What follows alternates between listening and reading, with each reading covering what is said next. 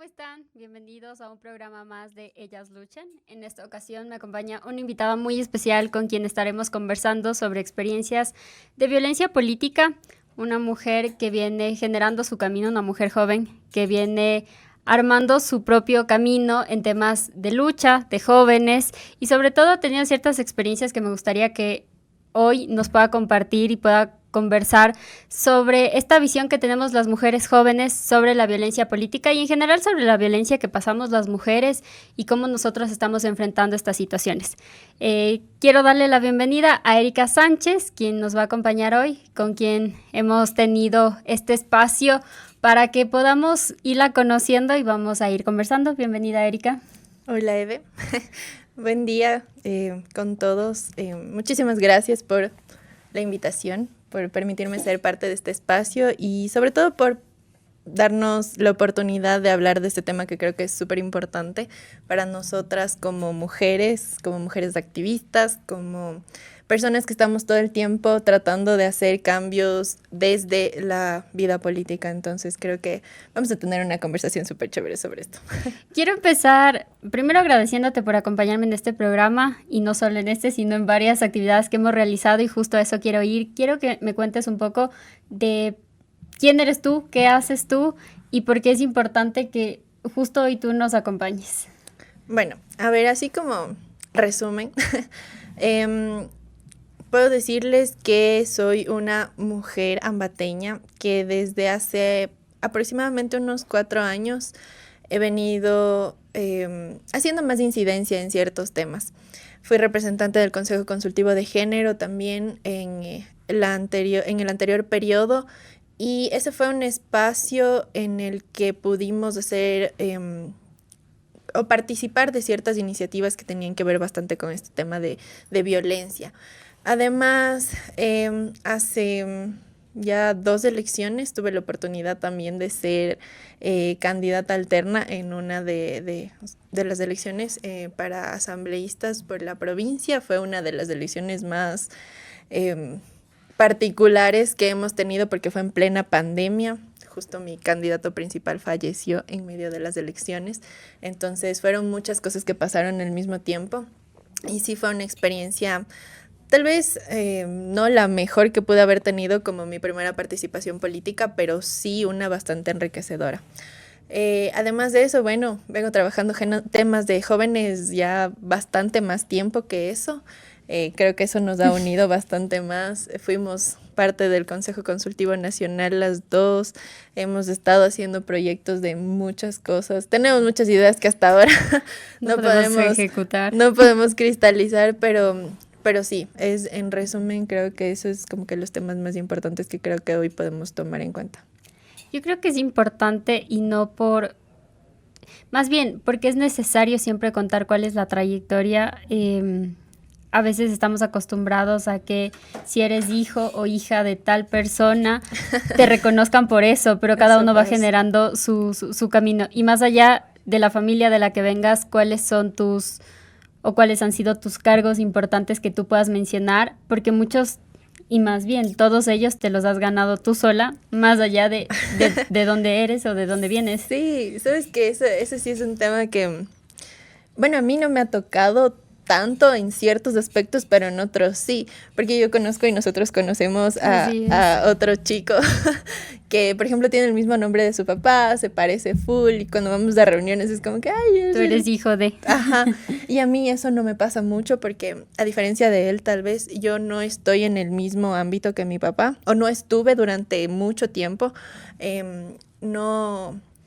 Él es ingeniero civil, él siempre ha sido técnico, él siempre ha desempeñado su vida laboral sobre eso y solamente a partir del 2018 es que él empieza a hacer su vida política. Yo, en cambio, a partir del 2015 yo ya empecé a estudiar ciencia política. O sea, para mí las ciencias sociales siempre fueron algo que me gustó muchísimo y eso la gente que me veía tal vez en las campañas de mi papá o atrás de él en muchas cosas, más por temas, tal vez sí, de apoyo familiar, pero también por temas técnicos que uno conoce ya de cómo se deberían hacer ciertas cosas y la experiencia que yo tenía también académica, me parecía que podía sumar bastante a lo que él estaba haciendo. Entonces, a pesar de eso, o sea, la gente pensaba mucho que yo estaba ahí solamente como eso, como la hija de, pero no era eso cierto, y cuando se presentó la posibilidad de mostrar mi perfil para ser tomado en cuenta como candidata, fue que mucha gente dijo, oh, ok, sí, puede ser. O sea, tiene la formación, tiene la experiencia, tiene o sea, el activismo incluso, y otras características que pueden hacerme ver como un buen líder, ¿no? Entonces, ajá, sí, ese es un tema también. Yo quisiera traer a colación justo con lo que cuentas, ¿cuál es tu perspectiva? Porque has contado tu experiencia como si la pudiste separar, pero ¿crees que siendo mujer la violencia política cuando eres hija de una persona, de una figura ya pública, es más constante que en los hombres? Lo digo porque, por ejemplo, en contraste tenemos al famoso asambleísta de aquí de Tungurahua y su hijo siguió la misma línea, pero no necesariamente es atacado por ese lado cuando en cambio una mujer sí lo es. ¿Cuál es tu opinión al respecto en la violencia política a una mujer, digamos, heredera de esa figura pública? Sí, yo creo que ahí viene más esta idea del paternalismo, tal vez, que la gente pueda proyectar en mí. Es como que muchas, o sea, como te digo al inicio, muchas personas pensaban que estaba ahí solo como apoyo, como soporte, como, o sea, por compromisos familiares, pero en realidad porque yo estaba ahí porque sabía lo que quería hacer y porque para mí era una oportunidad grande también. Eh, y mi experiencia personal fue más el ser invisibilizada, yo creo, más que el ser, eh, digamos, violentada en otros aspectos, como que verbalmente o algo así. Más de ser invisibilizada, como que ser menospreciado y ser tomado en cuenta más como eso, como la hija de, o que está aquí como familiar de, y no Como por... la figura potencial A. Ajá, exacto. Y en ese punto, ¿tú crees que las mujeres en la política en general o en cargos importantes, en puestos importantes, se le cuestiona mucho más de cómo llega allá? Quitando ahorita de lado eso de eres hija de una persona o familiar de una persona que ya está como figura pública, pero ¿crees tú que en ese punto quién tiene que padecer más, los hombres o las mujeres? ¿O qué retos tú ves que las mujeres tendríamos que pasar en ese camino de hacer una vida pública, política o un cargo importante? Yo creo que nosotras, obviamente nosotras, porque incluso históricamente, es como que cómo se van dividiendo estas esferas en donde nosotros tenemos o no tenemos, digamos, el protagonismo de actuar, ¿no? Siempre ha sido el hombre a lo público, la mujer a lo privado, el hombre a las representaciones, las mujeres a la casa, a las tareas de cuidado, al hogar. Entonces, cuando esto se rompe, cuando estos paradigmas y cuando estos roles dejan de ser así de marcados y las mujeres tomamos estas decisiones de optar por puestos de poder, es cuando la gente dice, no, o sea, ella está dejando de hacer, está dejando de ser mujer, está dejando de cuidar a su familia, de sus prioridades, sus hijos, para hacer cosas de hombres o para, no sé, siempre hay muchas descripciones muy despectivas de por qué las mujeres decidimos tal vez no priorizar esa vida privada y seguir otros sueños y otras metas. Entonces yo sí creo que las mujeres, y está también súper comprobado, hace poquito estaba leyendo que de 2019 a 2023 hubo más de 14,000 tweets despectivos a mujeres, sobre todo en épocas de elecciones, y que o sea, las calificaban de... O sea, les daban muchas características muy despectivas solamente por el hecho de ser mujeres. Entonces, y eso no pasa con los hombres. O sea, no se les cuestiona de tal manera a los hombres por qué deciden estar en leads políticas o acceder a puestos de liderazgo. Entonces, yo sí creo que hay mucha desigualdad todavía de la que debemos primero visibilizar y luego tratar de combatir. Yo creo que ahí es importante mencionar que sí, la gente ahora, y en base a esos tweets que tú dices, la forma despectiva de mirar a las mujeres de por qué estamos excluyéndonos es porque se mal piensa que la lucha que hacemos por la igualdad de género implica que estamos haciendo una lucha por visibilizar algo que no sería normal cuando en realidad podemos generar estos mismos espacios. Es por eso que el CNE planteó y tenemos ya en la ley de la democracia, bueno, en todo el tema de participación de los partidos, tiene que haber el 50% de hombres y 50% de mujeres para participar en las ternas políticas. Entonces sí es un avance y no es un favor. Y eso hay que dejarlo claro, no es un favor el que nos hacen cuando nos permiten participar, porque en realidad tenemos las capacidades y tú lo has contado.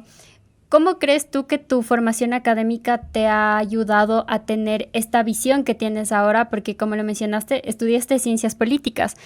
Eso es formarte en una carrera universitaria justamente para este camino. ¿Crees que la educación, en la educación superior, cómo les enseñan, les permiten tener esta visión de hay que ser igualitarios y hay que permitir que todos participen, o los dogmas siguen siendo como muy a los hombres? Yo personalmente, yo sí tuve una educación bastante, digamos, mi universidad tenía esta filosofía de las artes liberales. Entonces, Ya. para nosotros, la igualdad, los derechos humanos, sobre todo, bueno, también los profesores que me tocaron tenían esos pensamientos como que bastante arraigados. Y sí, yo sí le debo mucho a mi educación superior el tener, digamos, el abrirme la mente a eso, porque antes uno también está pues dentro de su burbuja, uno también, claro, es criado en esta misma sociedad, tiene las mismas, digamos, el bagaje cultural de todos, o sea, crecemos en comunidad, aprendemos de quienes están antes de nosotros.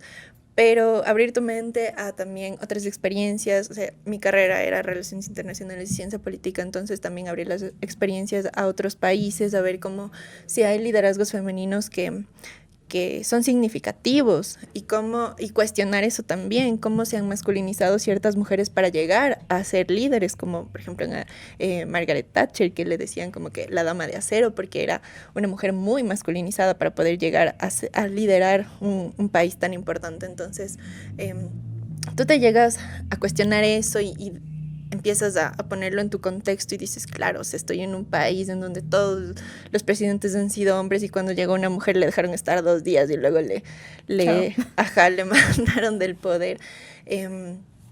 Y ves como también en otros puestos de poder, en mandos medios y todo, está siempre todo muy androgenizado, porque es la figura masculina, sea lo que sea, o sea, sea en un cuerpo femenino, pero es como que las actitudes masculinas las que se asocian al poder. Ahí es cuando tú te das cuenta, no, como que no, hay que hacer algo más. O sea, tenemos que nosotros demostrar también que desde lo femenino también se puede liderar y se pueden hacer cambios buenos para la sociedad. Entonces, Quisiera hacerte como una última pregunta antes de irnos como a un corte para pasar a una experiencia como más personal de lo que hemos vivido estos años. Pero ¿tú crees desde esta visión de cómo tú pudiste ser educada? Porque también hay la misma carrera en otras universidades y la educación va cambiando. ¿Tú crees que el país está preparado para que hablemos de la verdadera igualdad, de ese 50% que establece la ley de participación, para que el 50 sean hombres y el 50 sean mujeres, y que incluso, y esto es importante, no se ha considerado el tema de las diversidades sexogenéricas, qué porcentaje podrían cumplir? Países como México ya tienen representantes que sí pueden ser personas de las diversidades sexogenéricas, que cubren también una parte de esa cuota, pero Ecuador a duras penas llega al 50-50 y al 25% de jóvenes. ¿Tú crees que el Ecuador está listo para que hablemos de una verdadera igualdad o no? yo creo que hay mucho trabajo que hacer todavía, mucho, mucho, porque incluso sí, tal vez muchas personas tenemos el privilegio de tener este tipo de educación y tenemos también, no sé, el acceso a cierto tipo de información y estamos abiertos a recibir esta información, porque yo creo que, bueno, ahora en internet uno puede googlear cualquier cosa, pero no siempre estamos tan receptivos de toda la información que está ahí. Entonces, sí creo que hay mucho que hacer, sobre todo porque no es solamente como que una responsabilidad social general, sino que también hay cosas específicas que creo que tienen que cumplir cada parte de este sistema electoral. O sea, ya desde el Estado tenemos el sistema de cuotas que, si bien no es lo mejor, sí es un avance, pero también desde los partidos políticos, la formación política en cultura política, que debería ser una responsabilidad de ellos, de nosotros, sí creo que es muy deficiente. Muy, muy deficiente porque sí, no tenemos representaciones femeninas, pero ¿qué tanto acceso les estamos dando a las mujeres a tener ese tipo de representaciones? ¿Qué tanto les estamos formando? ¿Cuántas mujeres están liderando partidos políticos? O están asistiendo a talleres de formación, se enteran de cuáles son las otras formas de participar, porque la democracia no es solo ir a votar. Entonces, sí hay una corresponsabilidad que no estamos cumpliendo y si no damos esos pequeños pasos desde ahorita, vamos a seguir teniendo estos tipos de violencia. Entonces, no creo que estemos listos, pero es porque nosotros mismos no ponemos de parte para dar esos cambios. Bueno, nos iremos a esta pausa para poder conversar sobre ya las experiencias muy personales y cómo nosotros estamos viendo estos avances. Y sobre todo, por lo último que dijiste, al regreso estaremos conversando cómo nos están formando para ser lideresas o para seguir a los líderes. Así que volvemos después de la pausa y conversamos al respecto. Desde que llegamos a la administración de la ingeniera Diana Caiza, alcaldesa de Ambato, caminamos con pasos firmes por los grupos de atención prioritaria, llegando a 33.970 beneficiarios de todas las actividades realizadas por el CCPDA. Pudimos hablar de salud mental. Por medio de Septiembre Amarillo, salvamos 28 vidas y fuimos reconocidos a nivel nacional por la corporación Líderes para Gobernar. Con el proyecto Mi Refugio, entregamos $16,000 de capital semilla a mujeres en situación de vulneración y conmemoramos su lucha con un mural cerámico beneficiando a 8.153 mujeres y sus familias. Emocionados y convencidos de esta nueva historia, encaminamos proyectos para los grupos de atención prioritaria y toda la ciudadanía que reconoce el esfuerzo por un Ambato sin barreras. Porque juntos podemos escribir la nueva historia de Ambato.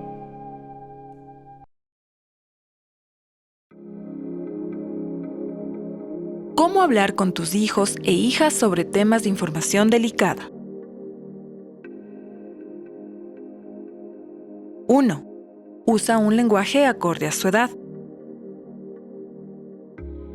Tranquiliza a tus hijos que están a salvo de cualquier peligro. 2. Promueve la compasión. Evita hablar mal de personas en términos discriminatorios. 3. Conversen sobre el apoyo. Es importante saber que la gente se apoya mutuamente con actos de valor y amabilidad. 4. Cierra las conversaciones con cuidado. No dejar al niño o niña en un estado de angustia. 5. Infórmate continuamente. Infórmate de las noticias actuales y observa los estados de ánimo de tu hijo o hija.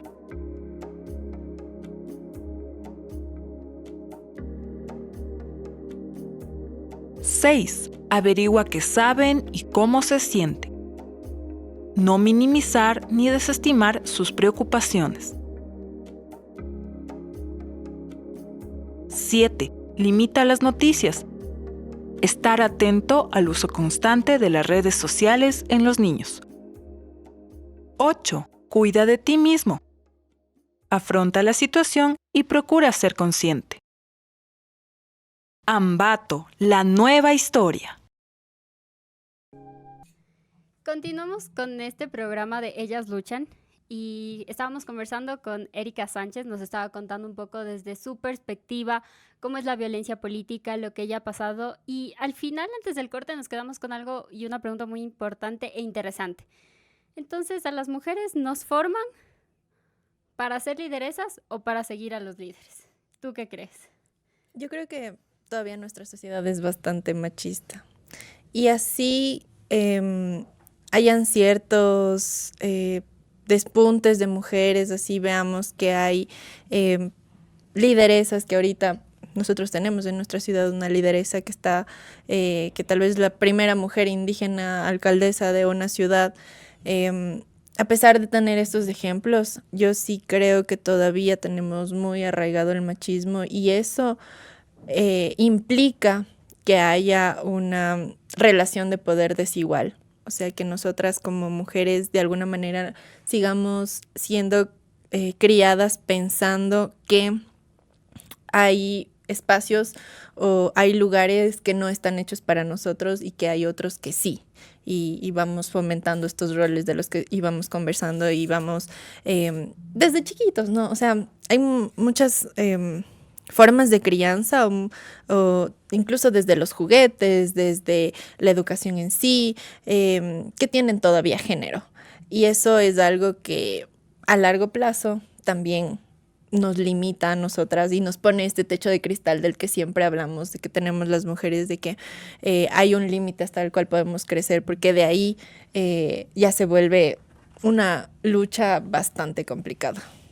Lo que debería ser ordinario se convierte en extraordinario cuando una mujer quiere sobresalir. Y como Eri les comentaba al inicio, nosotros somos compañeras de algunas luchas y hemos estado creciendo juntas, cada uno en su espacio y desde su bandera y desde su trinchera, haciendo lo mejor, porque nos hemos dado cuenta de algo. Si bien es cierto, al Ecuador aún le falta prepararse, ciertas ciudades o sectores están permitiendo que las mujeres podamos expresarnos y llegar a puestos importantes. Pero Ambato aún es una ciudad que no te permite porque tenemos muy arraigado el patriarcado, el machismo, y creemos y pensamos que con que una mujer llegue debería ser suficiente para calmar las aguas. O si esta mujer falla, es que nunca las mujeres debían merecer ese puesto o ese lugar. Hemos pasado una situación interesante y Eri no lo ha comentado todavía, pero ella ha sido presidenta de la JCI, la Cámara Junior Internacional, capítulo Ambato, que es una organización que te ayuda a crecer también, pero tiene esta base de Ambato con una red internacional. ¿Cómo tú has podido conectar con mujeres lideresas en otros países y cómo sientes que hay esa diferencia entre ser una mujer lideresa aquí a ser una mujer lideresa en otros países? Bueno, ahí yo sí te cuento que mi organización local tiene tal vez un 20% de mujeres. Y para mí llegar a ser presidenta, o sea, nosotros tenemos un evento al inicio del año que es la transmisión de mando local. Y, o sea, mi camino de crecimiento, digamos, dentro de la organización fue muy orgánico. O sea, yo me formé mucho para llegar a ser presidenta. Pero en este evento sucedió algo súper chévere que Magus, otra líder de la organización, nos hizo ponernos como que a todos los presidentes que asistimos de ese evento en una filita para tomarnos una foto. Y habían alrededor de unos 12, 14 hombres y 3 mujeres. Entonces yo decía, ¿por qué? ¿Por qué hay tantos hombres y hay tan pocas mujeres? Nosotros tenemos también un cuerpo del Senado que son todos estos líderes sobresalientes que ya cumplieron su edad junior y que pasan a ser miembros vitalicios y también son solo hombres. Creo que tenemos una senadora. Y eso es, o sea, a mí también me pone a cuestionarme por qué. O sea, ¿por qué las mujeres no están tal vez accediendo a este tipo de oportunidades? ¿Qué otras cosas están consumiendo su tiempo para no dedicarle a su formación personal, a su desarrollo como individuo? Eso es como que una preocupación bastante grande porque nosotros, al menos yo, cuando ya accedo a estas oportunidades, es para abrir más espacios, ¿no? Hay una frase súper chévere que dice que nosotras las mujeres estamos paradas sobre las luchas de las mujeres que estuvieron antes de nosotros y por eso podemos ver incluso más lejos. Entonces yo sí quisiera ser esa mujer sobre la cual otras mujeres puedan apoyarse para que su campo de crecimiento sea mucho más grande. Entonces brindar oportunidades es algo que sí trato de hacer todos los días, pero ver estas realidades, o sea, como la participación femenina dentro de incluso de los voluntariados es menor, sí es preocupante o no. Y otra de las cosas que también me daba cuenta es que este año, bueno, todos los años nosotros tenemos la Academia de Liderazgo de las Américas. Y este año yo tuve la oportunidad de ir como presidenta local. Y Magus me decía, tú eres una de las pocas presidentas locales de Ambato que tiene la oportunidad de ir. Y eres la segunda mujer, porque la primera fui yo hace algún tiempo. Hace ya más de 10 años. Entonces yo era así como que, ok, o sea, es fuerte también conocer eso. Pero a nivel de las Américas nos damos cuenta de que hay mucho liderazgo femenino. De que, por ejemplo, aquí en Ecuador, nosotros como Ambato no hemos tenido un presidente nacional y vamos a tener la oportunidad de tener a la primera presidenta nacional de Ambato. Y va a ser un logro súper grande.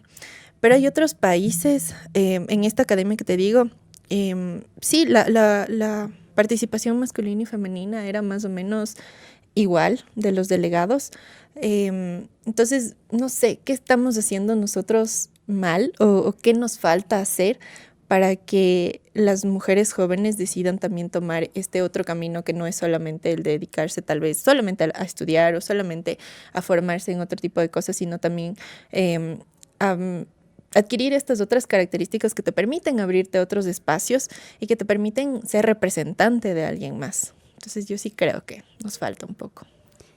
Y en ese punto, más allá de que el INEC sí tiene una encuesta del uso del tiempo, sería importante hacer un estudio de justamente lo que tú dices, hacia dónde va el tiempo de las mujeres, que por ejemplo en nuestro caso sí queremos formarnos porque nos gusta esto, pero a veces a los hombres ni siquiera les tiene que gustar, ya es parte de su formación llegar a ser líderes porque son los herederos de empresas, porque heredan el apellido o el nombre de una familia que viene siendo una potencia en cualquier ámbito y heredar implica una formación.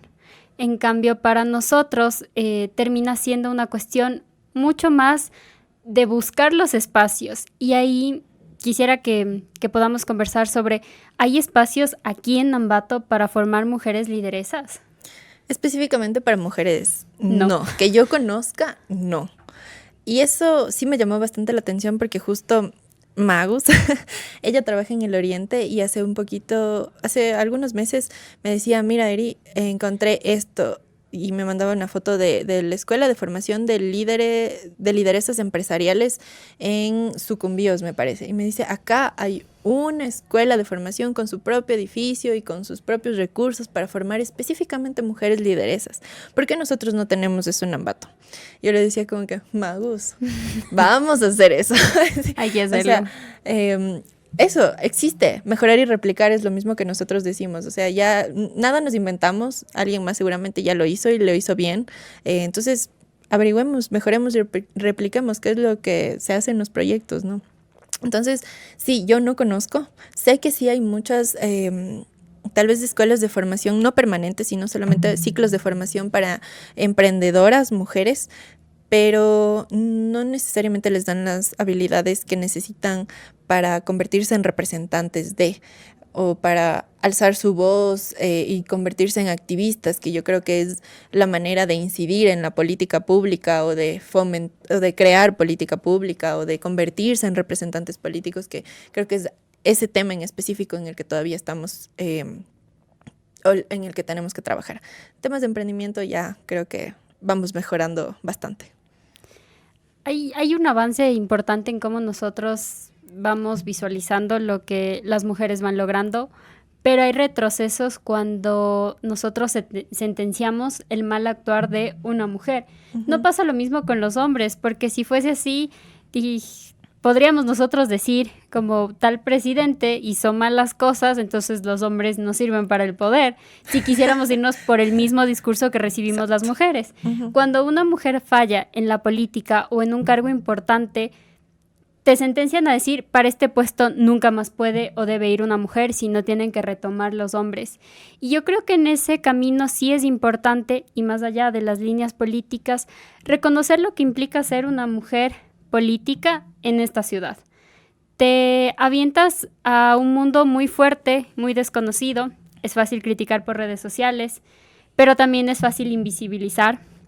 Tanto Eri y yo y otras mujeres lideresas hemos logrado hacer varias cosas importantes, pero en el país, si no es el fútbol, no eres importante. Justo aquí nos acompaña Dome, tras cámaras, y Dome, si no ganaba la medalla, no era nadie más para Ambato. Entonces, y el esfuerzo ahí tiene que ser de cada uno, porque muchas veces para que ciertos hombres, no todos, pero para que ciertos hombres representen al país en diferentes ámbitos, tienen toda la ganancia de... Las mujeres tenemos que nosotros mismos prepararnos, conseguir recursos, pero cuando ganamos, la gloria es de todos. Y ahí sí es de todos, y ahí sí felicitaciones a las mujeres. Entonces, a mí me parece importante que, culminando esto, hagamos esta reflexión sobre por qué no sentenciar a las mujeres que, a pesar de que puedan fallar, que puedan tener otra línea política, al igual que los hombres, porque solo a nosotros nos sentencian y desde ahí tenemos y perdemos nosotros nuestra posibilidad de seguir ejerciendo estos cargos. Como les decíamos, no es un favor, es más bien una cuestión de en realidad ir consiguiendo esos espacios de quienes han venido luchando detrás de nosotras. Entonces, Eri, si una adolescente, si una mujer joven o incluso una mujer adulta está escuchando, está viendo este podcast, ¿tú qué le dirías como, no para empoderarla, porque esa palabra ya está muy mal utilizada, pero qué le dirías para que tenga ese sentido de lo que tú has venido haciendo y que no ha sido en vano? Para que esta persona que te mira, esta mujer que te mira, diga, yo también tengo la posibilidad de hacerlo, porque no soy hija de ningún famoso, no tengo los recursos económicos ni padrinos de ningún lado, sino me vine formando yo sola. Yo le diría a esa mujer, a esa adolescente, niña, mujer adulta, que siempre es posible hacer las cosas y que a pesar de que el camino sea mucho más complicado para nosotras, sí hay una red de apoyo y tal vez en ese momento no se ve, pero aquí estamos. Siempre pueden acudir a otras mujeres que ya estén en estos espacios, porque yo sí creo que la sororidad existe y que a través de esta red, porque somos muchas haciendo esto, sí podemos ir creando más líderes, ir formando más mujeres empoderadas, como tú dices, más mujeres que quieran incidir en otros espacios, porque si hay algo que yo también tengo súper ya arraigado en mí misma, es que nosotros no vamos a estar aquí para siempre.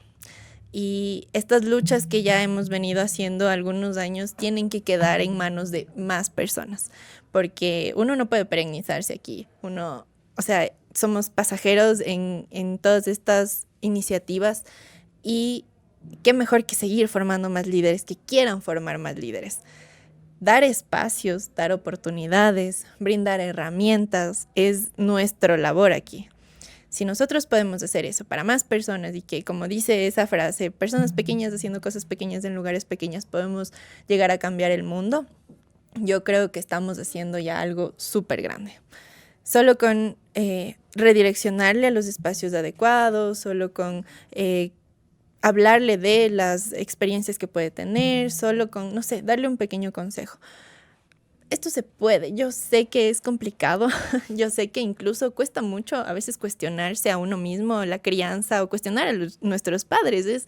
Es súper doloroso y eso es algo que nosotros también conversábamos hace mucho tiempo en muchas de nuestras conversaciones.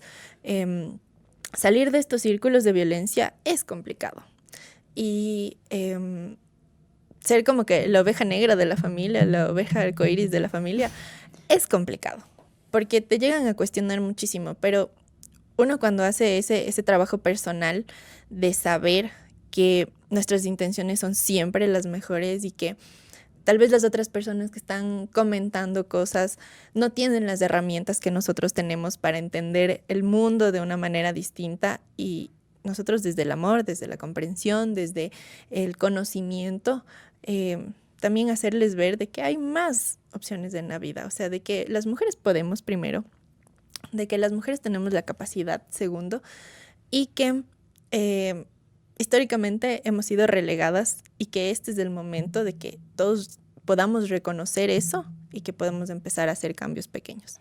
Entonces, cualquier cosa que nosotros como mujeres estemos haciendo, sea pequeña, sea enorme, estemos dirigiendo, estemos siendo representantes de hogar, estemos dirigiendo ciudades o países, ya es un cambio grande, siempre y cuando tengamos siempre presente que es el resultado de la lucha de muchas mujeres y que nuestra representación implica no solamente nuestro género, sino también en nuestra construcción social y que, como decía la Eve, no nos podemos ver representadas solamente por un tipo de mujer, sino que también tenemos que tener el contexto de todo lo que sucede en esas representaciones y que por una cosa bien o mal hecha no implica que todo el género vaya a estar de acuerdo o no de acuerdo con eso. Entonces, más que todo, motivarle siempre a las chicas a seguir y a tomar estas decisiones, porque todos son decisiones en esta vida.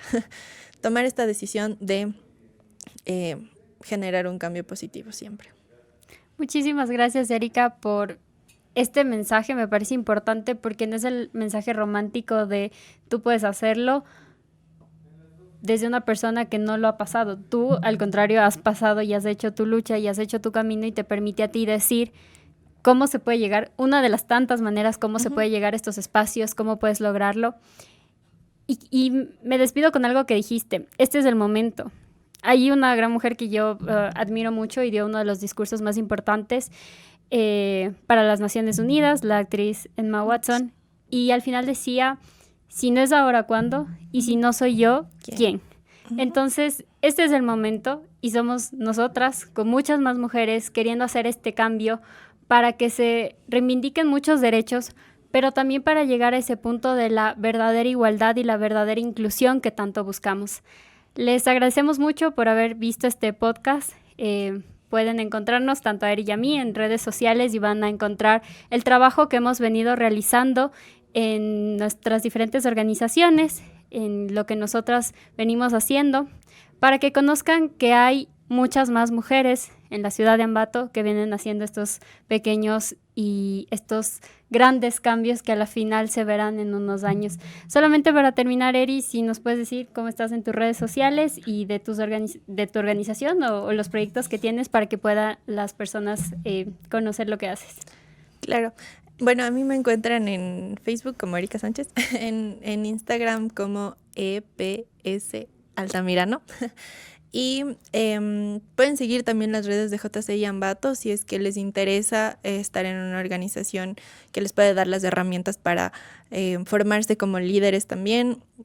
Hay un montón de cosas que nosotros como jóvenes podemos hacer a través de la organización, entonces también les invito a conocer nuestras redes sociales. Y ahorita estamos trabajando también en un proyecto de placemaking. Espero poder tener otro espacio también para conversar sobre ese tema.